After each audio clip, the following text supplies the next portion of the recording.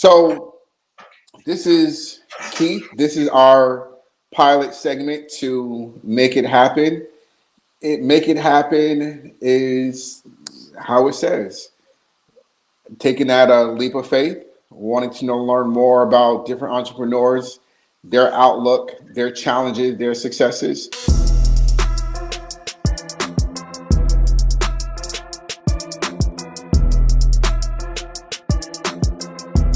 One thing I would always say about making it happen is from a song from back in the days, New Edition. Can you stand the rain? Meaning, hey, on the good days, it's great. But what about the days when it's raining? Do you have the people that are going to support you? Do you have the team that are going to stand by you? And so when we talk about entrepreneurs, they wear a number of hats. And again, it's not always pretty, but do you have the stamina? Do you have what it takes, the determination to pick yourself up, dust yourself off, and then keep making steps? And we all are in the age of different memes and social media. But one of the things that I think everybody can agree to is you have to take that first step. And that's kind of what we do with entrepreneurs. And so this is where we're at. So, Awesome. and let me, I will introduce you, but I want you to introduce yourself. I want you to start it because if I were to talk about you, it would be for like 10 minutes, Yeah. So I want you to go ahead and tell our, the guests, the listeners about Big Meech. Yes. So thanks, brother. It's always a pleasure doing stuff together, man. And love you to death like a brother. You know that. Would love to help out. But yeah, man, Jeremy Meacham, the homie, Big Meech, and been doing the entrepreneurial thing now for 20 years, and also part-time college professor. So I could be the new professor, right? Okay. But just playing. But anyway, I think that this is an amazing project, KP. I think that getting a message out there because, I actually teach strategic management and I've taught entrepreneurship in the past. And, there is something that's inherent in entrepreneurs that you just can't teach. And so that's awesome how we can, talk about, where you've been and some of these traits and really just kick around some stories, right? Kind of like a campfire setting, right? We're just going to talk Mhm. about things that we've done in the past. And, the one of the things I love about giving back and teaching is because one of the concepts that I've taken with me now to the classroom is that everybody's got a self-help book about what they did right, KP? And, everybody's always talking about what they did. You don't ever hear about the losers that come back from Vegas, do you? Okay. And so Mhm. one of the things that I was talking with a colleague of mine the other day is that I love to bring a unique perspective to the students is that I don't mind sharing them the mistakes I made. Okay. Which is unique because I was talking to a buddy of mine the other day. He runs a nice medical private equity fund. And, we were talking about another CEO that he and I know together. And he was saying, the dude takes forever to make a decision. And he's like, I could have made 10 bad decisions already and on to the 11th one that's going to be right. Mhm. And so I find that is the stuff, right? Like everybody wants to talk about the 11th decision, but nobody's ever willing to talk about those other 10. And so for me, that's kind of what I'm trying to take into the classroom a little bit to some of these students. I mean, within reason, right? I mean, people don't need to Mhm. agree. Anyway, I think that's a unique perspective. But look, enough about me, man. We'll get to that at a later date. I love you. Ready to get this thing rolling, my man. So look, I'll lead it off. Why don't you tell me about the early beginnings of KP? Take me back. The early beginnings of KP. I'm gonna share some things that you may not even know. Of course, Oh, I'm from. yeah. Of course, I'm from the Boogie Down, Yeah, yeah, yeah, Boogie Down Bronx, and one of the things I'm very reserved, but at the same time, I'm very competitive, and I say that because that's one of the reasons why I went into the military. I went into the military because I didn't have money to go to college.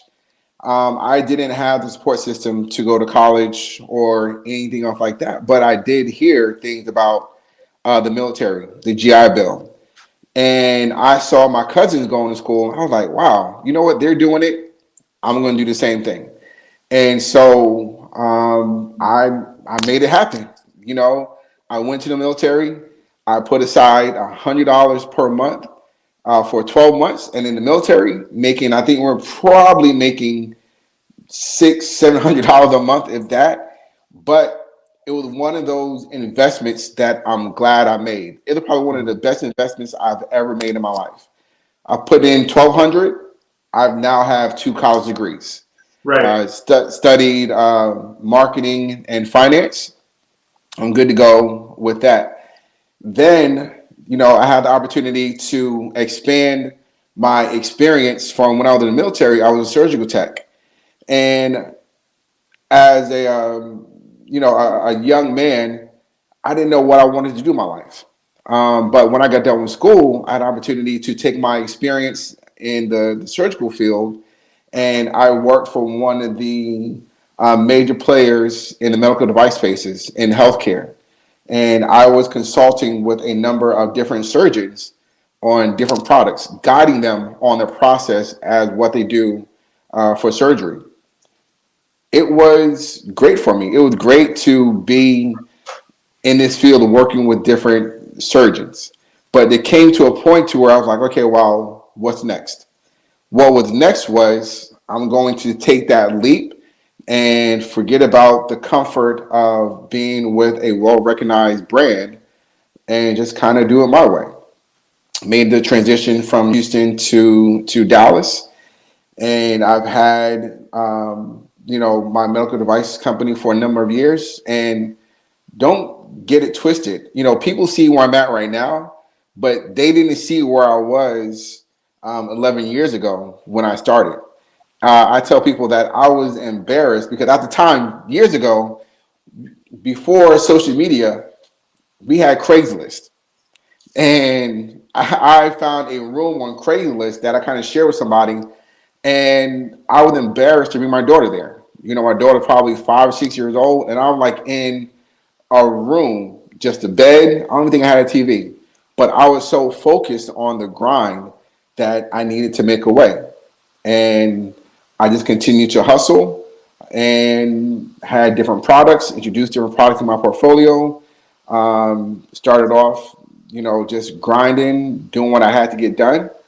And now I'm in a position to where I have friends like yourself. I have friends that are, one of the things I like to say is one of my friends, and a mutual friend of ours, is he had a law firm, and he the first initial of that firm.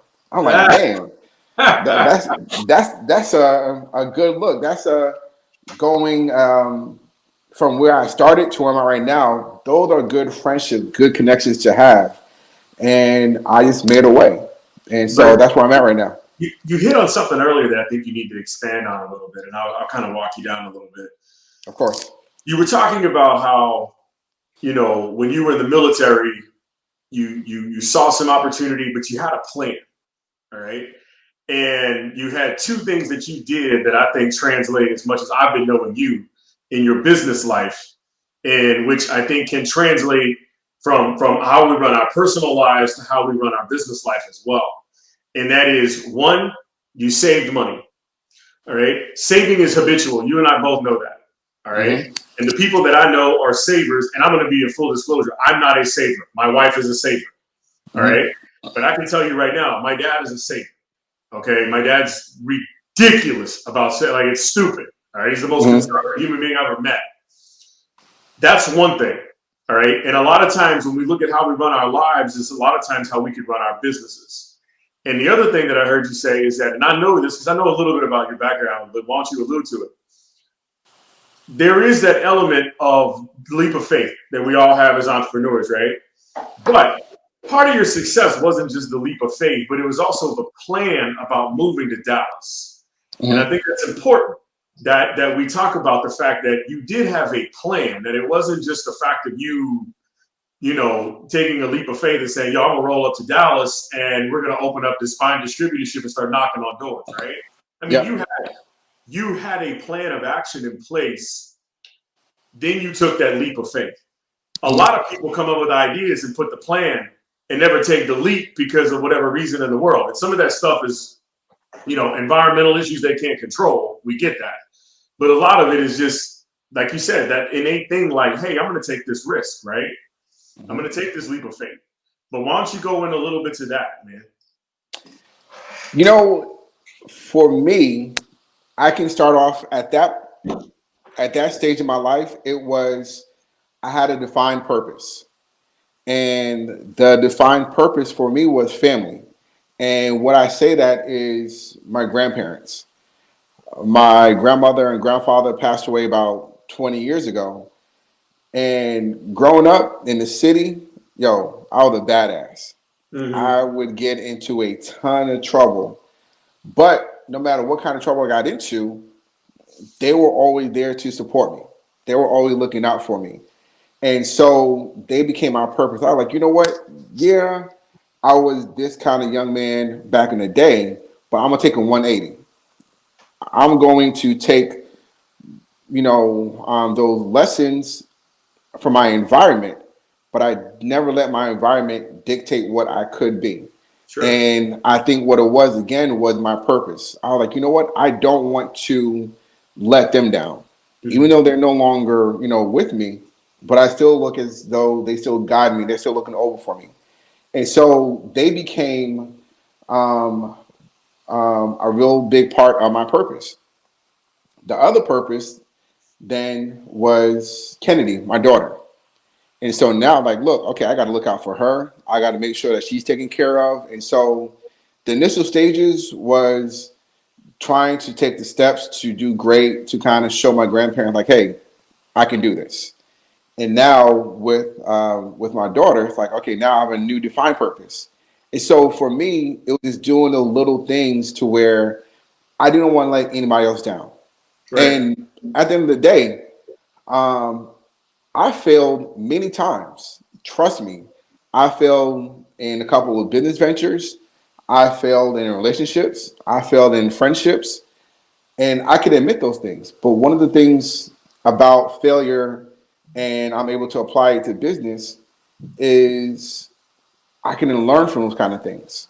Right. And so that's kind of, where a lot of things got started for me, was my grandparents being my purpose. And that's kind of what led me to where I started and where I'm at right now. Sure. That's awesome. Yeah, I didn't know that about your grandparents. And that's something that, we always, our environments are a big part of, our upbringing, right? I mean, look, I was, and we'll go into this more when you and I speak next couple of weeks, but, my dad was an entrepreneur. I mean, he's a businessman. And so that's kind of where I know I got my fire from. And, but one of the things that I've learned along the way too is, what I am good at, what I'm not good at. Right. And so, you and I have obviously done a number of things together. So I think it'd be interesting to talk to people to say, when did you know that you were going to be either good or not good as a surgical tech, right? I mean, it's not something that we're usually born with. But obviously my point is that, and I'll elaborate on the story really fast, and then you can kind of take it from there because it actually involves you. All right. Mm-hmm. So I had a student call me up the other day and was asking me about getting into medical device sales. Mm-hmm. But she actually, ironically, she wanted to get into medical device sales because I used to talk about it in class. Ironically. Okay. And so, I take a vested interest in my students before and after class. I mean, it is what it is, right? And so one of the things is that she's never been in sales before. She's never been in medical. She's a college graduate, like just this past month. And so for me, she's got a job opportunity with a recruiting firm right now to go into sales. And so I told her, I said, your job right now is to go and be the best employee that you could possibly be. All right. And I said, show people that you're punctual, you work hard, and that you're an honest, good employee, and that's going to mean a lot. And the reason why I told her all of that, I said, because, she's wanting to do this for 2 years to get sales experience and then jump into med device sales. And I'm like, but don't discount what you're doing, okay? Because you may get into like med device sales and hate life, okay? So the point is that, and she doesn't even know, because you and I both know, brother, sales is different. Marketing is a whole other animal. And I had a buddy of mine tell me this a long time ago, that he's one of my childhood best friends that ended up becoming our national sales manager. Big Pharma breeded mediocrity. Okay? Yep. What I mean by that is they were in the business of marketing drugs and not selling drugs. And there's a difference. Okay?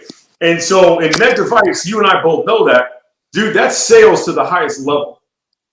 And so my point about that is that you obviously have some skills.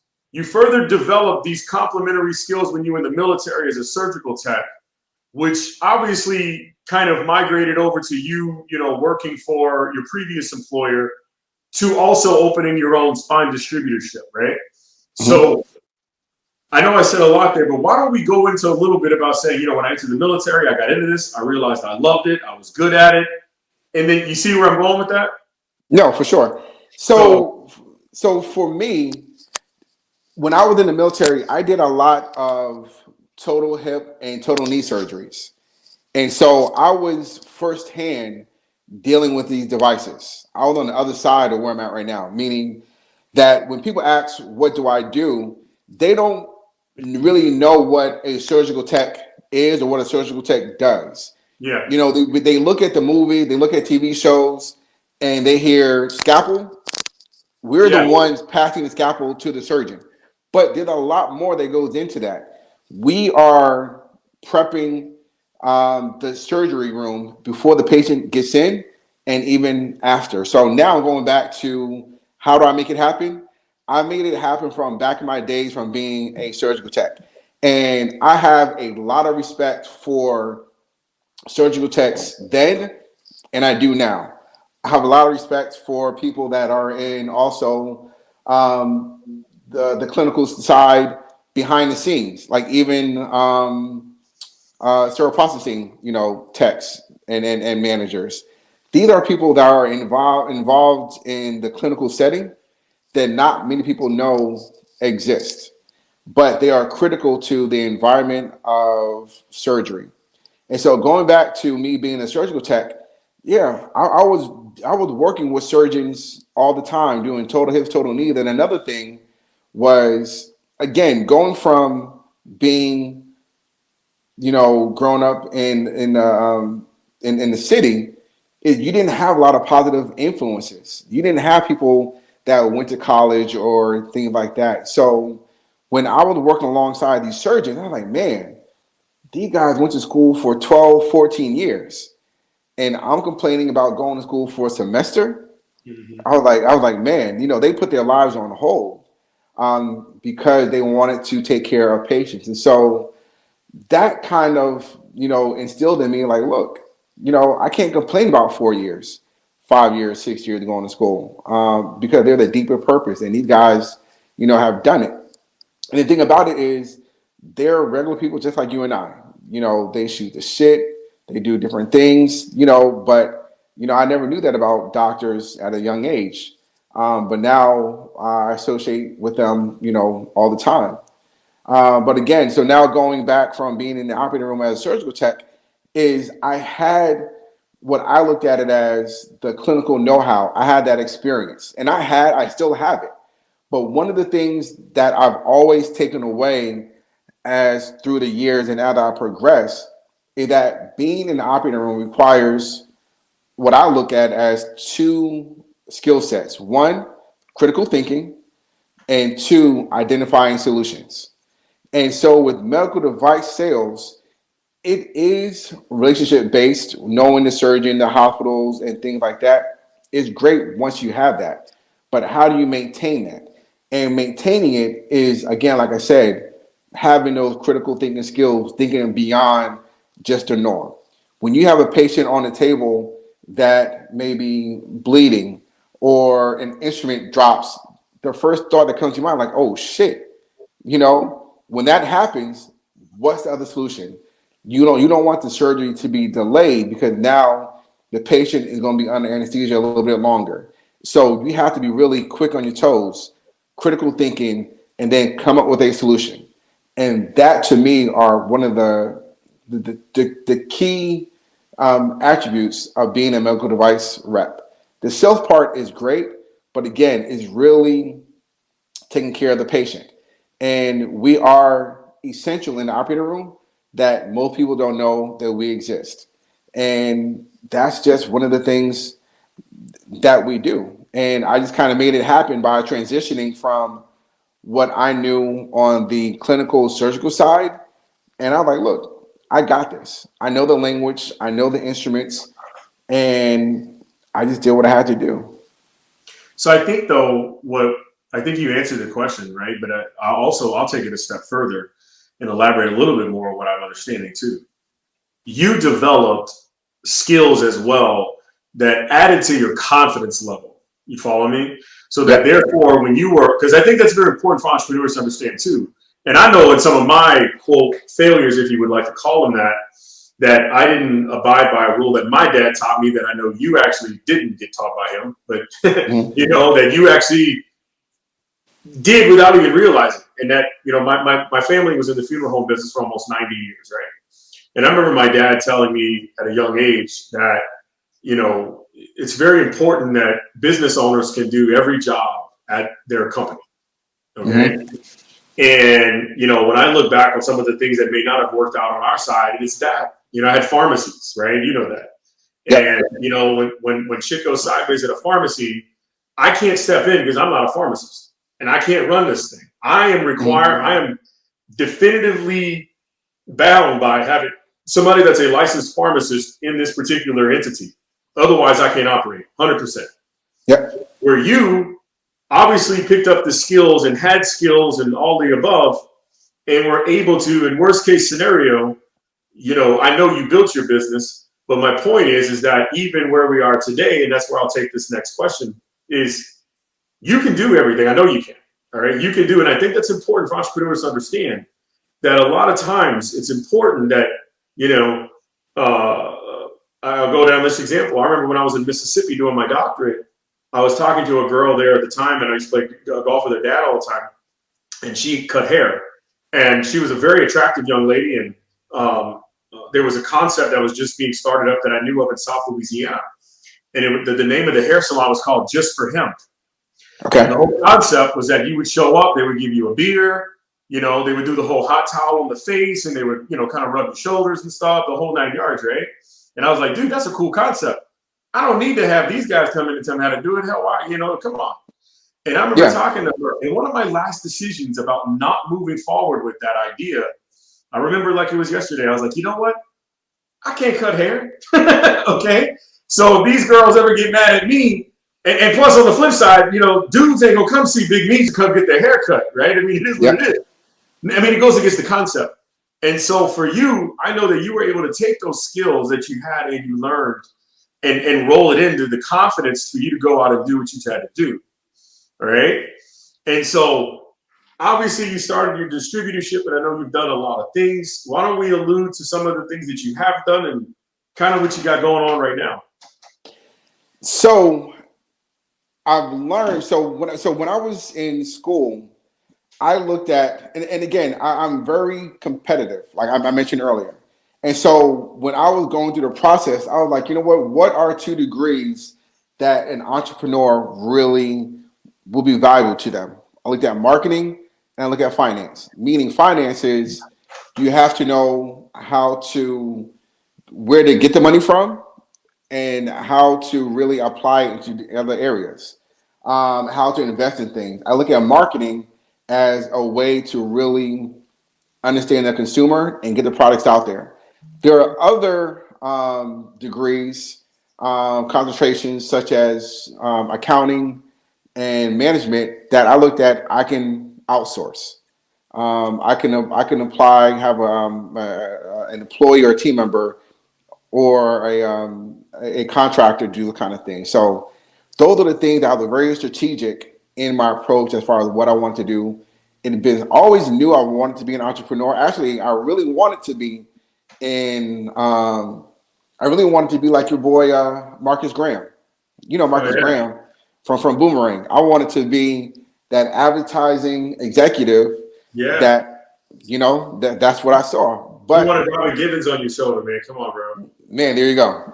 You There you got, go. you got to coordinate. You got to coordinate. You have no And idea how many it's times I've said that, bro. I love that's probably my biggest scene of the whole damn movie.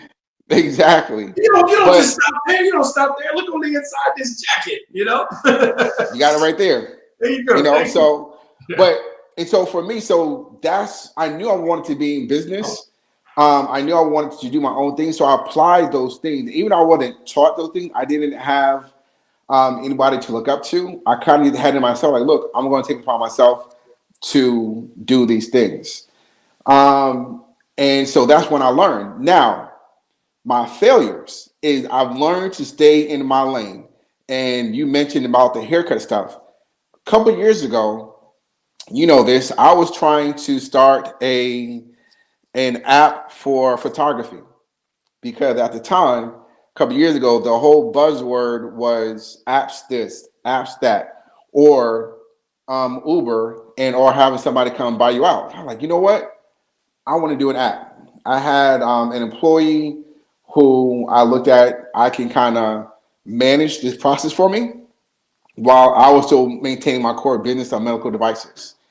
Now, I put a lot of trust in this employee. You know, I didn't know anything about apps. I didn't know anything about managing an app. I didn't know anything about photography. She used to be a model. So I'm like, you know what? Hey, her lane is this, so she can kind of make it work. But unfortunately, we were at the mercy of app developers. And app developers are kind of like, all due respect to people who are doing those things. That's a little disclaimer. Um, but they're able to charge because higher prices because we don't know the going rate. We don't know how to do it ourselves. And so when we hear that, oh well, it's going to take $10,000 to do this, we assume that they're coming at it correctly, or they're looking out for our best interest, or it's going to take 65,000 to do that. Like, we don't know any better. Like, we already started, and it's like I don't want to be half-assed and have it stop in the middle, and I already put down $75,000. Yeah. And so we had to keep going, keep putting money into it, but it wasn't progressing the way that we wanted.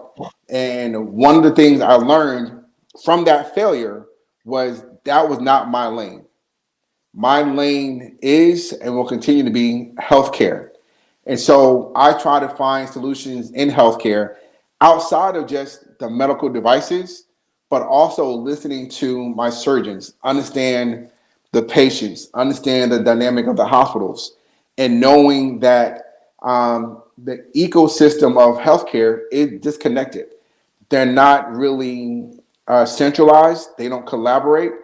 And so I was like, well, hey, I know they need this in the hospital setting. I know they need this with these doctors. I know they may need this for these patients. And so I've taken that information and I've absorbed things like a sponge. And I've stayed in my lane ever since that, to kind of continue my success. And again, I failed. I will continue to fail. I'm still making investments in other ventures, but I'm not as hands-on in those things, and I'm not as committed as I am with what I'm doing in healthcare. And so it's just, like you said, it's, you're talking about, the whole haircut industry. That wasn't your skill set. For me, my skill set wasn't apps or photography. I've learned from that. I failed. I lost a ton of money on that, unfortunately. But my takeaway was I've learned to stay in my lane. And my lane is healthcare. I can talk about healthcare. I can talk about medical devices. I can talk about these implants all day and have a very good, passionate conversation about it because this is what I've been doing. So that's where I'm at with that. Yes, sir. There's I'll never forget my dad. my dad used to always have. So there's two things actually you brought up that I thought are very, very important. The first one is this: is that when I used to teach my graduate strategy class at a previous university, I used to always play him a message from a guy by the name of Jack Welch. So Jack Welch was the CEO of GE for 20 odd years plus, and he actually came from GE Health, by the way. And so you looking shy, bro. It's all good. And so anyway, okay, cool. Yeah, he used to have this saying. He goes, "Look, I have failed way more times than I've succeeded, but hopefully by the time I close my eyes, my successes will far outweigh my failures." All right. And I think that's important because one of the things that I'll piggyback that into my next statement that my dad always taught me. And I remember when I was in college, I played football, man. And, one of the more challenging things I ever had happen to me was I never forget this, brother. I never told you this story, by the way. But I finally got my first chance to kick. All right. Because when I first got to school, I was a redshirt. We had an all conference kicker who was really good, actually. And then I finally got my first chance to kick. I don't know if it was my second or third. I think it was my second year of college. We were playing Jacksonville State at home. And I get in there, and they fumble the kickoff, the other team. And I just kicked off, by the way. And if you know anything about football, we usually run off to the sideline kind of nonchalantly, throw our helmets down, and we're cool, right? Like, it's like, all right, I'm going to hang out. We just kickers hang out in the cut waiting for, stuff to happen. Of course. And, dude, they fumbled the opening kickoff.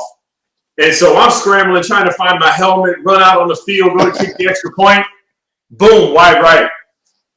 And I'm just like, dude, sitting there like, it's all good. I was flustered, right? I mean, I was trying to chill out, and next thing you know, I got to run in, and no big deal. So then all of a sudden, we go down the field.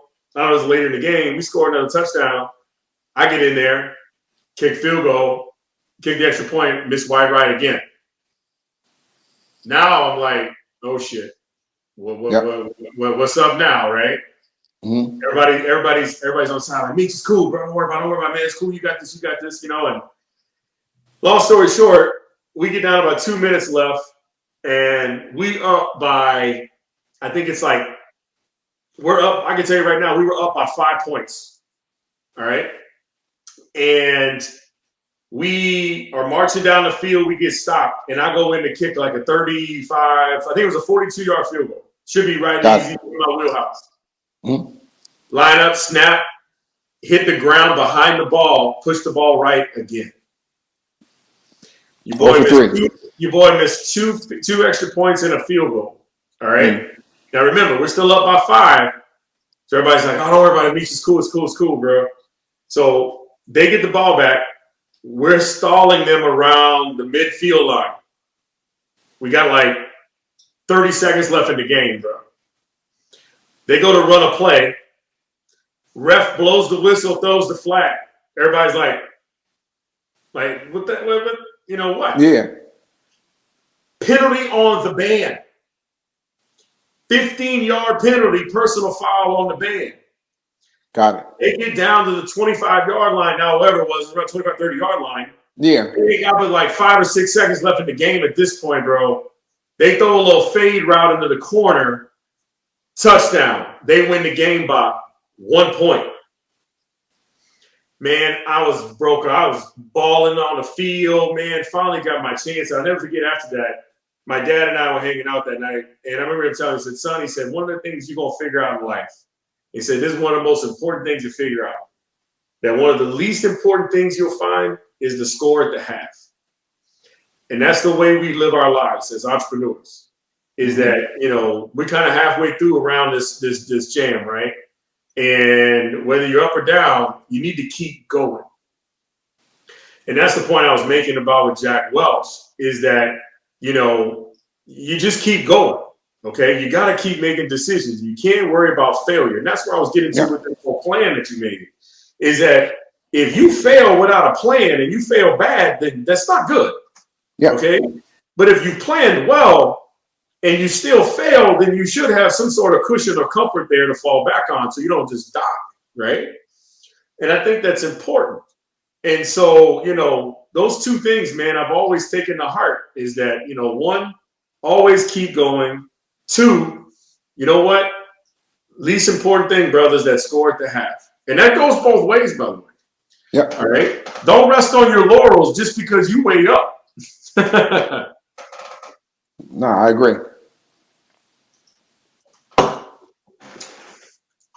So anyway, so what's next, brother? Where you going, man? What KP's got in the fire right now? Tell me what risks you're taking?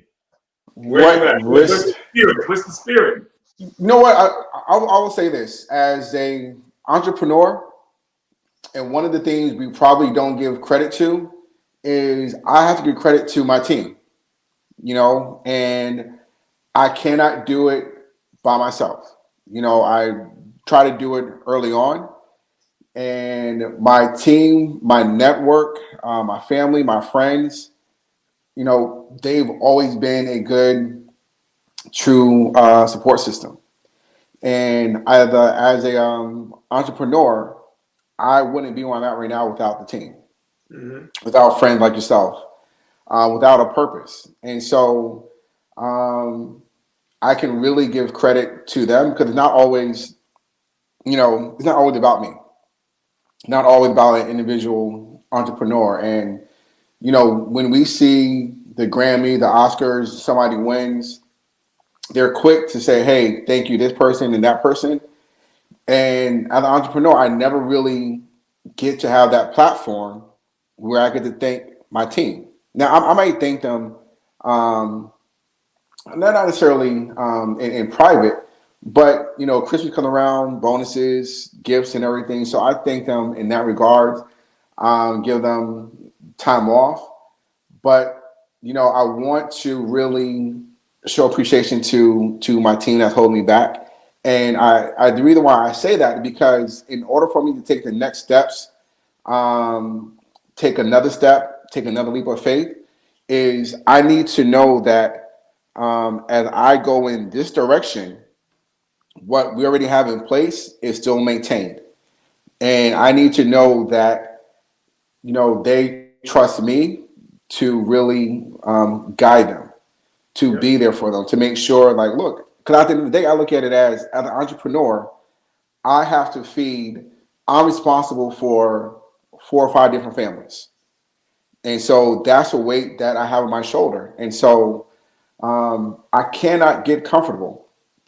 And one of the things that we've all did during the early stages of the pandemic, where we all were been watching TV shows.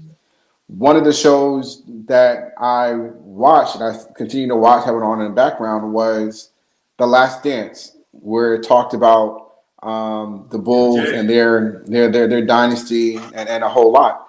And one of my takeaways from that was when Jordan lost to Detroit in the playoffs. And one of the things that they talked about was Jordan looked at it as Detroit beat them up physically. They were more physical. The Bulls had the skill set, but you get knocked to the ground, you got to get back up. You got those bruises, So I looked at it as Jordan. He didn't take time off. He didn't go on vacation. He wasn't, on an island, on a yacht, or anything like that. The week after they lost, he did in the gym pushing up I weight. was going to say he was in the gym. He's pushing weight. He looked at it like, look, I Mm-hmm. cannot have any days off. And so as an entrepreneur, I can't have any days off. Even if I go on vacation, I'm still looking at it as what can I do? What kind of creativity can I bring to my team? Even like a day like today, where we're in Dallas and we got, black ice on the roads, the rain, coldness, and everything. So we're kind of stuck. And so I'm up still at 5 o'clock in the morning, making sure I'm getting done what needs to get done because I can't afford to have any days off. And I have to make sure that I have a good team behind me. If they don't see me in the office, they know KP ain't on the beach. Yeah. KP ain't on the golf clubs. KP is doing what he has to do to make it happen. And that's why, we're calling this Make It Happen, because as entrepreneurs, we have to do that. We live that life. We dream it. We wake up thinking about what's next to go, what next to do. And so the question as far as what's next for KP, Bro, I'm trying to, like I mentioned earlier, I have solutions out the yin yang that I'm putting into place, trying to create different networking things. But one of the things that I'm pushing towards is supply diversity in healthcare, supply chain, procurement, because right now it's more of a box that a lot of companies like to check, but there's no accountability. So what's next for me is to make a splash in supply chain, in healthcare, in procurement to let them know that there are other businesses like mine, either medical devices, surgical supplies, research companies that are considered diverse suppliers. And we want to try to make a lot of people accountable. But at the same time, we're going to identify a way to give back to our community. And so it's a different approach, but it still allowed me to maintain the lane that I'm comfortable in, but just kind of widen it. So that's it. Making room. Yes, sir. So that's it. So is there anything that you would like to know more about me? And I know we talk a lot, offline, but like, hey, one of the things that, a pearl that I haven't shared or anything or something like, hey, I never really, you probably something you wanted to ask, but, you probably never had. Oh, man. So, Go ahead. I'm going to interrupt you. The other day, I had a fortune cookie. And it says something like, music is something relative to your life. Now, I can't sing. I can't play an instrument. But one of the things that made me it made me think about a lot of producers that are out there, great producers. If you think about a lot, I'm going to throw some names out there, right? To my understanding, these individuals cannot sing or play an instrument, but they're headliners. Quincy Jones, I don't think he can play an instrument or sing. Russell Simmons, I don't think he plays instruments or sings. Sean P. Diddy Combs, I don't think he can't sing.